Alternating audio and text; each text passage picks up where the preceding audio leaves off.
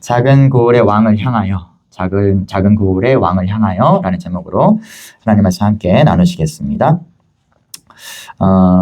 세상에는 주류와 비주류가 있습니다. 아시죠? 주류인 사람들이 있고요. 주류인 문화가 있고요. 주류인 어떤 그룹이 있습니다. 반대로 비주류인 사람들, 비주류인 그룹이 있고요. 비주류인 문화, 그런 것들이 있죠. 이걸 좀 젊은 친구들은 이런 식으로도 좀 표현하더라고요. 인싸, 아싸. 예. 아싸 뭡니까? 그 아웃사이더의 줄임말이죠. 아웃사이더. 주변인. 조직이나 단체의 중심부에 있지 않고 주변에 있는, 주변인은 이제 아웃사이더 이렇게 표현하는 것 같아요. 인사이더의 줄임말 같아요. 그러니까 중심부, 조직이나 단체의 어떤 중심부, 내부에 있는 내부자들. 그런 사람들을 이제 인사이더. 저 어릴 때는 아웃사이더라는 개념은 있었어요. 그죠? 대학에서 저 선배는 아웃사이더야. 근데 그 개념이 뭐였냐면 약간 반항적인 이미지. 그죠? 뭐 제임스 딘 같은 거. 반항적인 이미지. 자기만의 길을 가는 사람. 개성이 강한 사람. 이런 사람을 좀 아웃사이더 이렇게 표현했거든요. 저희 때는. 근데 요즘 친구들 사이에서는 아웃사이더는 아싸는 그냥 말 그대로 주변인. 겉도는 사람. 인기 없는 사람. 재미없는 사람. 뭔가 결핍되고 부족해서 다른 사람들에게 인정받지 못하는 사람. 그냥 온갖 부정적인 이미지가 다 들어가 있는 것 같아요. 아싸, 아웃사이더. 반대 인싸는 뭡니까? 아주 정반대의 긍정적인 이미지. 사람들하고 아주 잘 어울리는 사람. 분위기를 잘 주도하는 사람. 사람들이 반겨주고 인기 있는 사람. 그런 사람들을 인싸 뭐 이렇게 표현하는 것 같습니다. 어떤 타입이세요? 예, 여기 써있네. What kind of type are you? 이렇게 써있는데 어떤 타입이십니까? 저로 말씀드릴 것 같으면 저는 이제 아싸에 가깝습니다. 저희 학창 시절에 저는 이렇게 그림이 학창 시절에 많이 쓰는 표현일 수밖에 없어요. 그죠? 항상 무리지어 다니죠. 학창 시절에는. 그러니까 좀 학창 시절에 많이 쓰는 표현일 수밖에 없는데 저희 학창 시절을 돌아보니까 저는 좀 아싸에 가까웠습니다. 혼자 있는 걸 그냥 좋아했고요. 혼자 막 공상하고 망상하는 거 이런 거 좋아했고요. 그냥 뭐 그룹에 속하는 걸 굳이 이렇게 원하지 않았던 좀 그런 타입의 사람이었습니다. 친구 사귀는 것도 서툴렀던 것 같고요. 제가 그래서인지 저희 자녀들을 바라보면 저와 같은 모습들이 좀 보입니다. 예. 저희 큰 아이 같은 경우는 뭐 약간 뭐 이렇게 다른 사람과 상호작용 관심이 별로 없는 것 같아요. 예. 사회성 이런 거는 조금 더딘 부분이 어려서부터 있었습니다.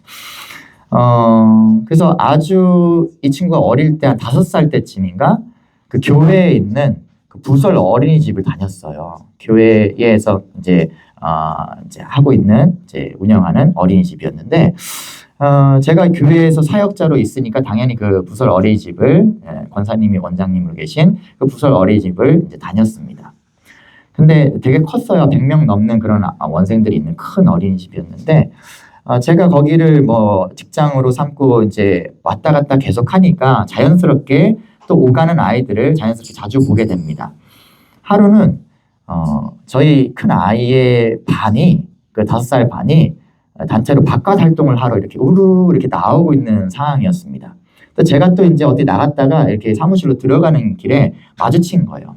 그러니까 그 반의 아이들이 다 한마디씩 합니다. 하온이 아빠다, 하온이 아빠다. 안녕하세요 하면서 막 인사를 이렇게 하는 거예요. 근데 이제 그런 아이들 중에 이제 대바라진 애들 한둘 있지 않습니까?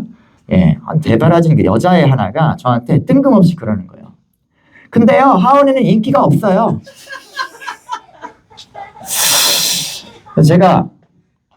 내가 이렇게 갑자기 생뚱맞게 안녕 이렇게 해주는데 근데요, 하온이는 인기가 없어요. 그러니까 제가 알아. 안다고.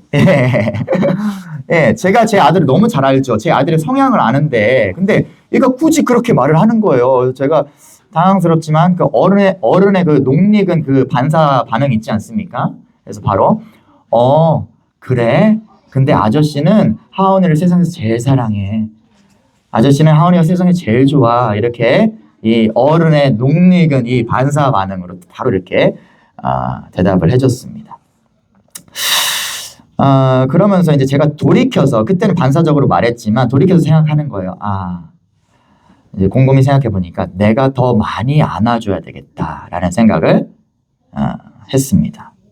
내가 더 많이 이 아이를 위해서 기다려주고 더 많이 안아주고 더 많이 사랑해줘야 되겠다. 더 든든한 울타리가 되어줘야 되겠다라는 생각을 그때 했는데 잘 그러지 못해서 너무 미안한 마음이 드네요.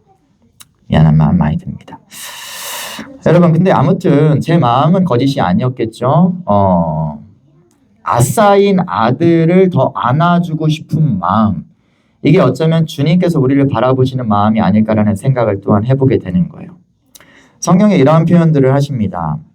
이사야서 42장에 보면 상한 갈대를 꺾지 아니하며 꺼져가는 등불을 끄지 아니하고, 우리 주님께서는요 이 갈대가 상해 있다고 해서 이거 상한 거 보기 흉해 팍 꺾어버리고 야 경관을 해친다 팍 꺾어버리고 뜯어버리는 분이 아니라는 거예요. 등불이 꺼져갈까 심지가 얼마 안 남았네 꺼져가네 약한 건 필요 없어 꺼버리는 분이 아니라는 것입니다. 또 미가서에서 뭐라고 말씀하시냐, 여호와께서 말씀하시되 그날에는 내가 저는 자 발 막 이렇게 쩔뚝쩔뚝 저는 자들을 그리고 쫓겨난 자와 환난 받게 한 자, 그냥 모든 세상의 아싸들 다 모아서 발 저는 자는 남은 백성이 되게 하며 멀리 쫓겨났던 자들은 강한 나라가 되게 하고 나 여호와가 시온산에서 이제부터 영원까지 그들을 다스릴 거야 라고 말씀하십니다. 세상이 거부하고 무시하고 짓밟으려는 그런 아싸들을요 주님께서 더 많이 안아주시고 더 많이 품어주시겠다라는 것입니다. 그런 아싸들을 모아서 하나님 나라 백성 삼으시고 하나님께서 영원히 함께 하시고 인도하시겠다라는 것입니다. 왜 그러실까요? 왜 그러실까요? 아싸하니까 좀 불쌍해서요? 좀 측은지심이 들으셔서요? 세상에서 외로웠고 슬펐으니까 그 페널티로 좀 동정해 주시는 걸까요? 아니요. 약하고 부족하고 결핍된 사람일수록 주님 앞에 겸손히 나아갈 수 있는 사람이기 때문입니다. 가난한 심령으로 주님께 나아갈 수 있는 사람이기 때문입니다. 세상의 강함이 아니라 주님의 선하신 손을 바라볼 수 있는 사람들이기 때문에 그런 사람들에게 더 주목하시겠다라는 거예요. 그런 사람들을 쓰시겠다라는 거예요. 여러분 부자가 천국에 들어가는 게 낙타가 바늘귀에 들어가는 것보다 어렵다 이 말씀 기억하시죠? 그 말씀이 뭡니까? 돈 많으면 안 돼 그 말씀이 아닙니다. 세상의 중심에 있는 인싸들은 버릴 게 많기 때문에 버릴 게 너무나 많아요. 그렇기 때문에 주님을 잘 찾지도 따르지도 믿지도 않는다. 너무나 어렵다라는 말씀을 하고 있는 겁니다. 여러분 세상에서 혹시 아싸세요? 좀 비주류십니까? 걱정 마십시오. 슬퍼 마십시오. 주님께서 여러분들을 더 귀히 여기시고 주목한다는 사실을 기억하시기 바라요. 나는 인싸인데요? 그럼 저는 미움받나요? 하나님께? 오해하지 마십시오. 다만 세상에 주목받는 것에 너무 취하지 마시라는 거예요. 제가 어제 주중에 하는 일 있지 않습니까? 행사를 해가지고요. 이 행사 2달에 한 번씩 마치고 나면요. 부모님들이 다 자기 애들 데리고 와서 저랑 사진 찍어주고 싶어가지고 베스트 한번 이렇게 사진 한번 찍어주면 안 되냐고. 그래서 막 저는 인기인이 됩니다. 그날만큼은. 근데 저는 그 인기에 취하지 않아요. 이 사람들이 막 와가지고 다른 그 누구도 아닌 다른 관장도 계시고 다른 사람도 많지만 저랑 막 사진 찍고 싶어서 막 애를 막 이렇게 그 바쁜 와중에 그렇게 할 때 제가 거기에 취할 이유가 조금도 없습니다. 왜요? 그 사람들은 저라는 사람을 좋아하고 저라는 사람을 존중하고 저라는 사람을 귀히 여기는 게 아니에요. 저의 위치를 좋아하는 거예요. 제가 갖고 있는 그 자리를 좋아하는 거예요. 저는 그 상황 가운데 조금도 취하지도 거기에 빠질 일도 없죠. 사랑하는 여러분, 세상 가운데서 좀 이렇게 누리실 수 있습니다. 가지실 수 있고요. 흔히 말하는 인싸가 되실 수 있어요. 그러나 거기에 취하지 마십시오. 거기엔 주님께서 귀히 여기시는 가치가 없습니다. 주님께 주목받기를 더 소망하시는 여러분 되길 축원드려요. 자, 이러한 관점에서 오늘 본문을 좀 살펴보려고 해요. 동방박사 이야기가 나옵니다. 헤롯 왕 때에 예수님께서 드디어 탄생하셨어요. 드디어 AD, 그러니까 아노 도미니라고 하는 그리스도의 해라는 뜻인데 예수님이 태어나신 그 시점이 된 거예요. 예. 그런데 갑자기 동방에서 박사들이 등장합니다. 이게 마태복음에만 나오는 내용입니다. 동방박사 이야기는 마태복음에만 동방박사들이 등장을 해요. 왜 그러냐면 마태복음의 관점은 유대인의 왕으로 나신 예수님에 대해서 좀 더 주목합니다. 왕이신 예수님. 그렇기 때문에 어떤 다른 나라의 사신과 같은 동방의 박사들이 와서 왕께 경배하는 이 장면을 이렇게 삽입하고 있어요. 아무튼 간에 마태복음에만 나오는 내용인데요. 동방박사들이 예루살렘에 옵니다. 그리고 유대인의 왕으로 나시니가 어디 계십니까? 막 이렇게 떠들고 다녀요. 우리가 동방에서부터 그의 별을 보고 그에게 경배하러 왔습니다. 막 예루살렘에 떠들고 다니니까 소동이 납니다. 안 그래도 유대인들은요, 메시아 대망 사상, 메시아를 기다리는 이 사상이요, 너무나 강합니다. 수백 년 동안 이들은요, 우리처럼 뭐 사주 대림절 지키는 게 아니에요. 수백 년에 뭐 400년, 500년 이상의 대림절을 바벨론 포로기 때부터 계속해서 지켜온 사람들이에요. 언제 메시아가 오셔서 우리를 구원하실까? 이 기나긴 대림절을 지내온 그들입니다. 그러니까 이 소문이 이제 퍼지니까 3절에서 온 예루살렘이 막 소동합니다. 난리가 났어요. 왕이 나셨대. 유대의 왕이 이거 메시아를 말하는 거 아니야? 예언된 메시아를 말하는 거 아니야? 헤롯 왕의 귀에까지 들어갔습니다. 그러니까 헤롯이 대제사장들과 서기관들을 불러 모읍니다. 성경을 잘 아는, 구약의 예언을 잘 아는 대제사장들과 서기관들을 불러 모읍니다. 그리고 그리스도, 메시아가 어디서 나겠느냐 물어요. 그러니까 그들이 한 목소리로 베들레헴이라고 대답합니다. 구약의 예언을 기대하며 기다리는 자들이었습니다. 그렇기 때문에 너무나 잘 알죠. 미가서 말씀의 예언을 오늘 6절에서 하고 있는 것이죠. 미가서 5장 2절 말씀, 베들레헴 에브라다야, 너는 유다 족속 중에 작을지라도 이스라엘을 다스릴 자가 내게로 나올 것이라. 이렇게 예언되어 있습니다. 베들레헴은 떡집, 빵집 이런 뜻이에요. 예루살렘 남서쪽으로 한 10km 지점에 있는 그런 작은 도시입니다. 그러니까 너는 가장 작은 도시지만, 오늘 설교의 제목처럼 유다 고을 중에 가장 작은 고을이지만 너희를 다스릴 왕이, 아니 온 세계를 다스릴 왕이 너희에게서, 베들레헴 너희에게서 나올 것이야. 이렇게 예언되어 있었습니다. 이걸 너무나 잘 알고 있던 대제사장들과 서기관들은 이제 헤롯에게 고하는 것이 베들레헴입니다. 분명 베들레헴에서 나실 겁니다. 그래서 베들레헴 향하여 가다가 동방에서 이 동방박사들이요, 동방에서 보던 그 별이 문득 앞에서 딱 멈추는 걸 보게 됩니다. 그래서 머물러 딱 서 있는 걸 봐요. 그래서 동방박사들이 그 별이 머물러 서 있는 그 지점에 이제 집에 들어가니까 어떻게 돼 있습니까? 예, 예수님과 아기 예수님이 이제 계신 걸 보게 되죠. 아기께 경배하고 보배합을 열어 황금과 유향과 모략을 예물로 드렸습니다. 예, 예물이 세 가지입니다. 동방박사가 세 사람으로 자꾸 표현되는데 그런 내용은 성경에 어디에도 없습니다. 동방박사는 동방정교의 전통에서는 12명이라고 표현하기도 해요. 몇 명인지 알지 못하지만 아무튼 이 예물을 세 가지로 드렸다. 이렇게 되어 있습니다. 그리고 나서 그들은요, 12절 보니까 꿈에 헤롯에게 가지 마라.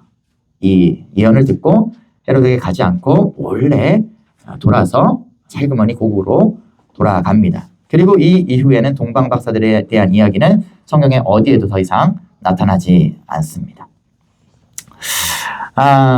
아무튼 이 이야기, 이것이 이제 오늘 본문의 전말인데, 이 이야기에서 우리는 누가 인싸고 누가 아싸인지 단번에 좀 구분이 되실 것 같아요. 여러분, 헤롯은요, 인싸 중에 인싸라고 할 수 있겠죠. 헤롯 왕이 나옵니다. 근데 이 사람은요, 헤롯 왕이라고 해서 이 유대인들을 괴롭히고 압제하는 왕이 아니라요, 철저히 유대인이 되고 싶어 했던 왕입니다. 그래서 유대 종교를 받아들이고요, 유대 신앙을 가지고 있었고요, 오늘도요, 제사장들과 이 서기관들을 부르지 않습니까? 다른 이상한 술사들 부르는 게 아니라 유대교 신앙을 갖고 있었고, 유대교 신앙 가운데 인정받고 싶었던 그런 왕이었습니다. 유대인들에게 참으로 유대인의 왕으로 인정받고 싶었어요. 왜냐하면 이 사람은 이게 이 호적상, 이게 본질상 유대인이 아니었거든요. 이둠의 사람이었습니다. 에돔 족속 에돔 출신이었습니다. 그러니까 일부러 유대인이 되고 싶어서 유대인 공주랑 결혼도 하고요, 일부러 이 스룹바벨 성전, 이렇게 허름하게 포로기 때 지었던 성전을 헤롯 성전으로, 3차 성전으로 아주 웅장하게 멋지게 지어준 그런 왕이었습니다. 인정받고 싶어서, 유대인들에게. 또 종교적으로도 인정받고 싶어서. 그랬던 왕이었지만 이 오실 메시아에 대한 소망을 갖고 있는 것 같으세요? 갖고 있는 것 같아요. 이게 제사장들과 이렇게 서기관들 불러서 막 물어보잖아. 어디서 나시지? 알아봐 달라고 그러고, 이 동방박사들에게, 야, 예수님을 만나거든 나에게 꼭 알려줘? 라고 이렇게 말하지 않습니까? 기다리는 사람 같아요. 그럼 제사장들과 서기관들은 어떻습니까, 여러분? 이들은요, 말씀드린 대로 수백 년 동안 예수님을 대망해온 사람들입니다.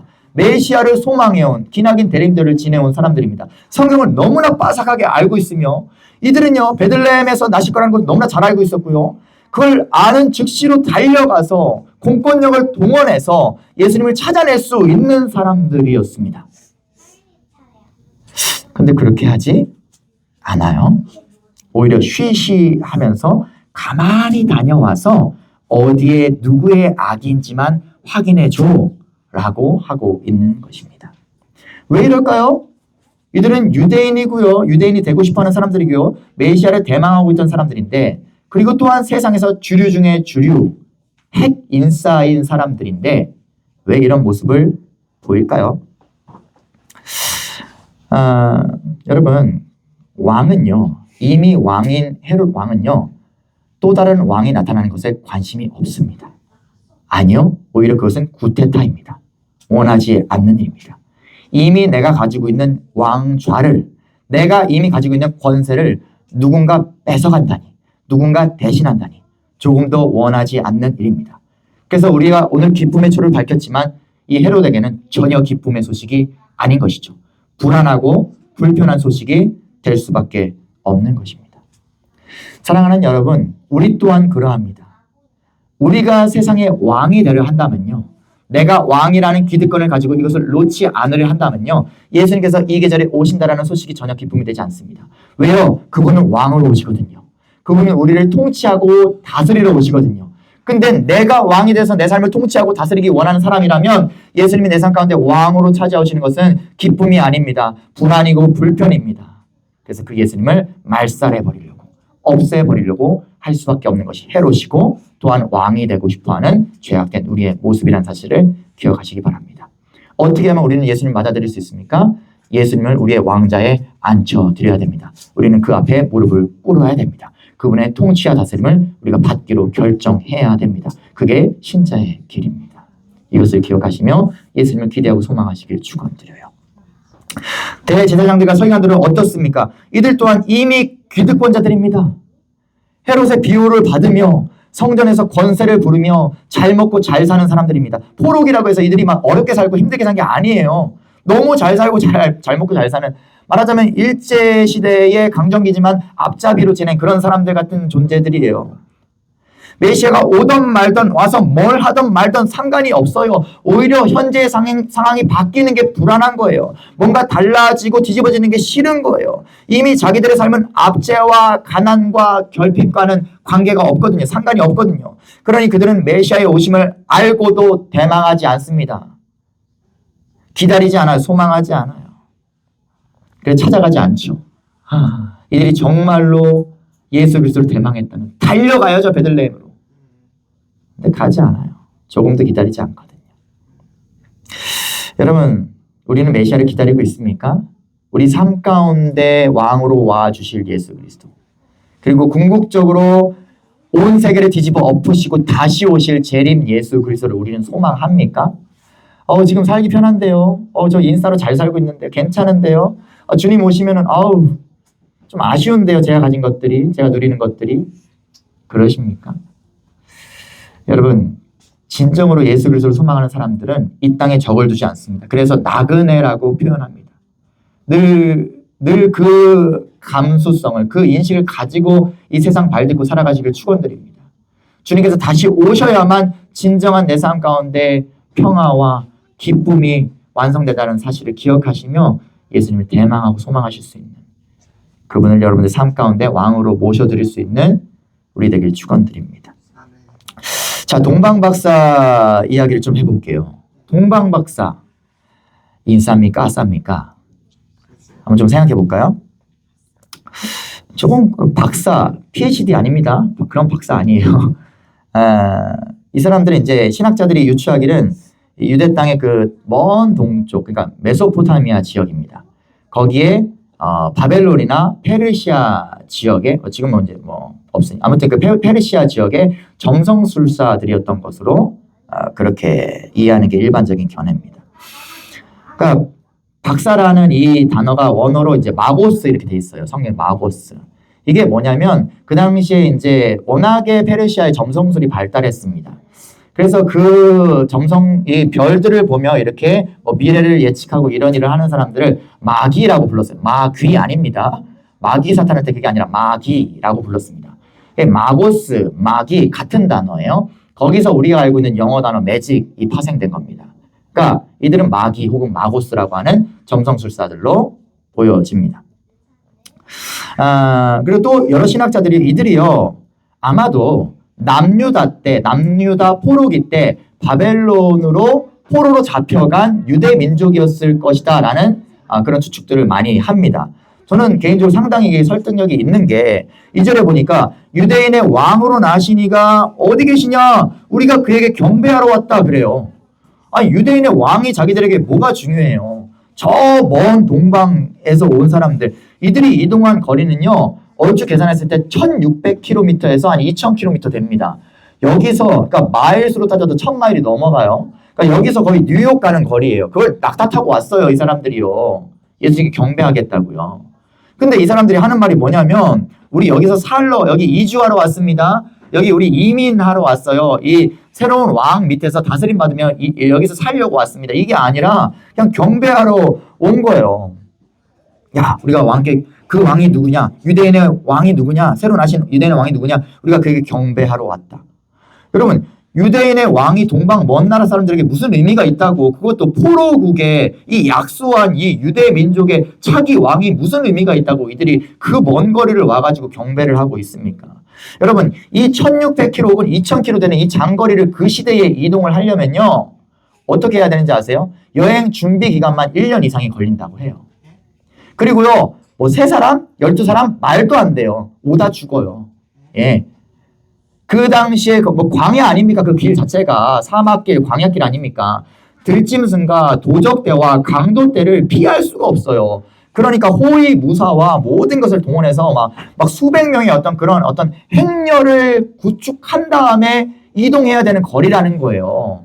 안 그러고 그냥 떨렁떨렁 이렇게 간다고요? 죽어요. 오다 죽어요. 올 수가 없어요. 그러니까 이들이요, 이 여행을 위해서 준비 기간까지만 고려해도요, 1년 혹은 그 이상을, 그리고 이동 거리를요, 아무리 빠르게 낙타 타고 그냥 물도 안 마시고 달려도 3개월이에요. 근데 이렇게 쉬면서 이렇게 행렬을 끌면서 가면 1년까지 걸린대요. 그럼 준비 기간 플러스 이동 거리 생각해 보세요. 최소 2년이에요. 그죠? 근데 이 거리를 그냥 경배하러 왔다고요? 경배하고 돌아가러 왔다고요? 목숨 걸고? 여러분, 이들이요, 얼마나 오랫동안 왔는지를 우리가 어떻게 이해할 수 있냐면 16절 보면요, 오늘 읽지 않았지만 헤롯이요, 박사들이 도망간 걸 보고요, 몰래 도망간 걸 보고 열받았어요. 이들이 얘기도 안 하고 도망갔어? 그리고 어떻게 하는지 아세요? 야, 베들레헴에 2살 이하의 아기 싹 다 죽여. 이렇게 명령합니다. 예, 그런 참극이 일어나요. 2살 이하의 아기를 베들레헴에 싹 다 죽여버린 참극이. 왜 2살 이하입니까? 방금 왔다 갔잖아요. 그러면 그냥 넉넉하게 잡아도 3개월 이하 태어난 아기 다 죽여. 이렇게 하면 되잖아요. 왜 2살이 합니까?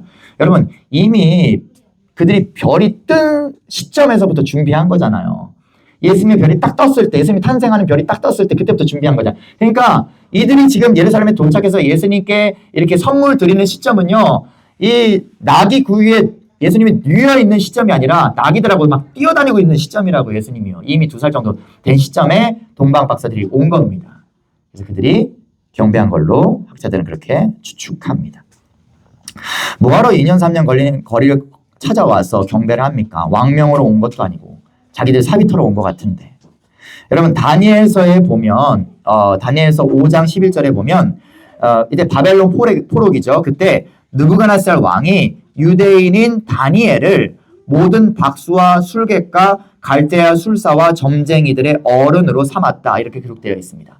그러니까 모든 마고스 마귀들의 대장으로 이 유대인 다니엘 총독을요, 그들의 대장으로, 마고스 마귀들의 대장으로 삼은 거예요. 그러니까 철저하게 율법을 준수하며, 아시죠? 사자굴의 다니엘.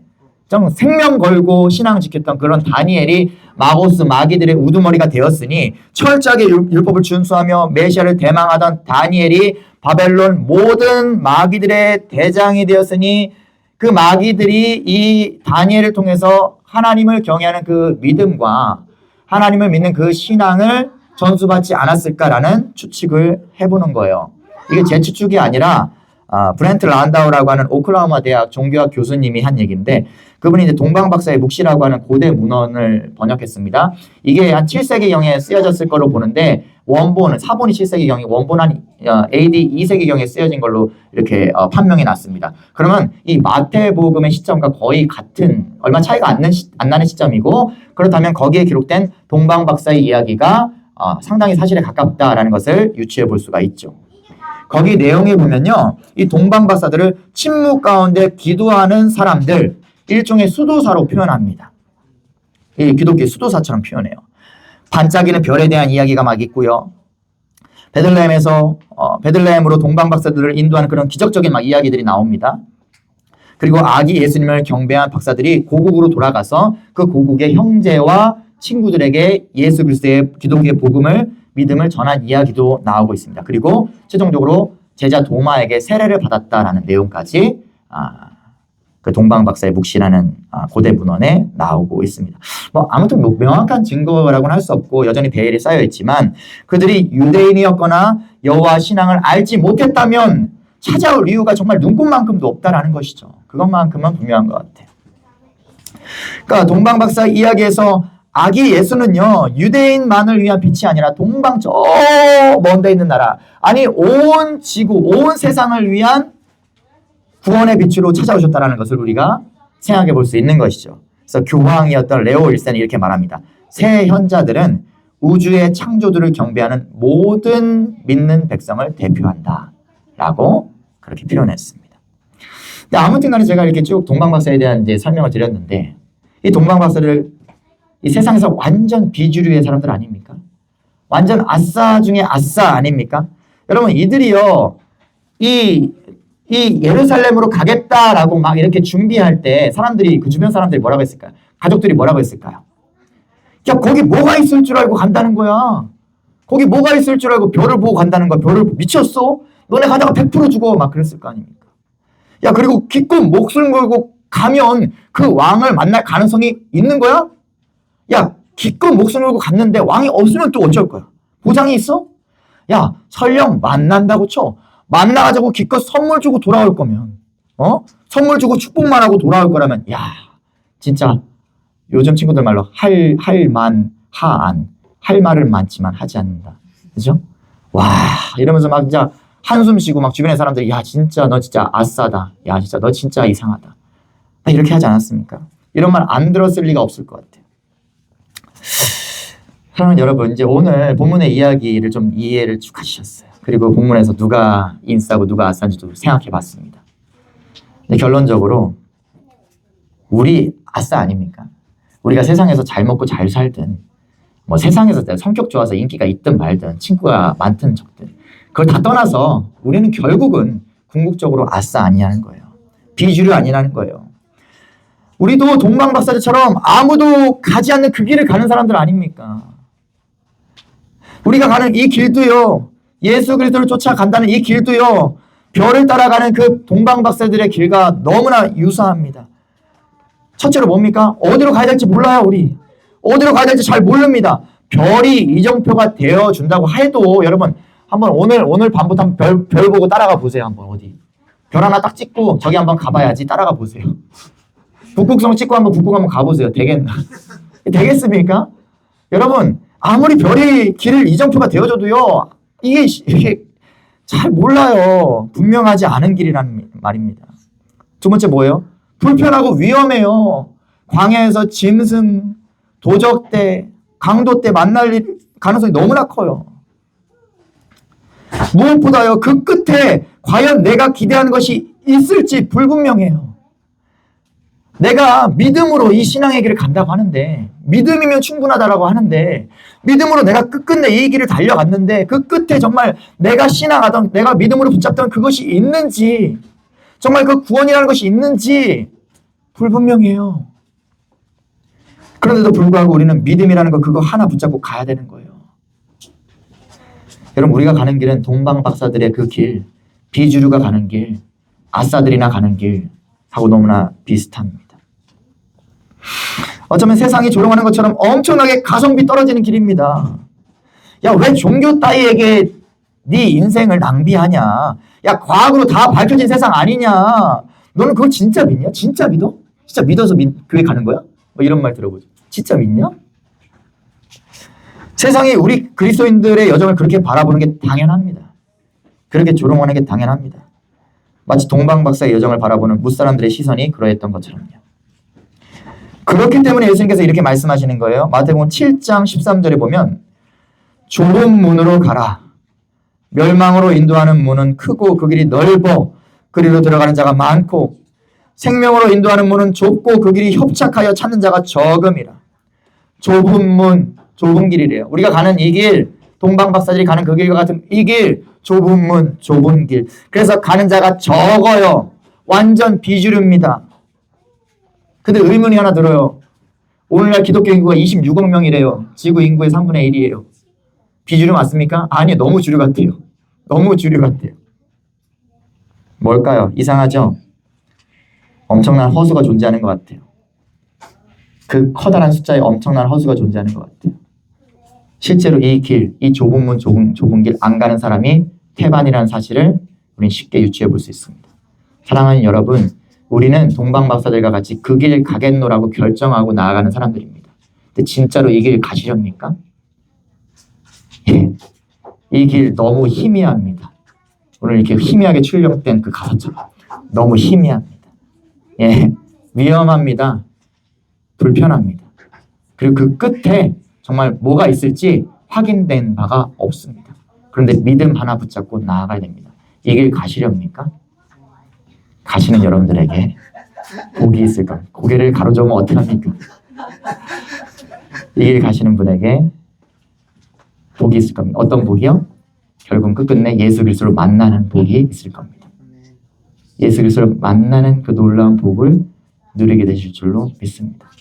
이 복된 기다림의 계절, 우리가 가는 이 길에 대한 확신이 잘 서지 않고 좀 불안하고 두려운 마음이 드실지라도 주님께 기도함으로 맡겨보시고 한번 예수 그리스도를 대망해 보시죠. 가짜로 대망하는 헤롯이나 그 제사장들, 서기관들처럼 하지 마시고 진정으로 한번 내가 한번 가보겠노라, 이 길 가보겠노라 결정하고 나아가실 수 있는 우리 되었으면 좋겠습니다. 주님께서 그 길을 밝혀주시고 인도해 주실 것이고 그 길 끝에서 만나실 것을 분명히 확신합니다. 함께 찬양으로 결단하시며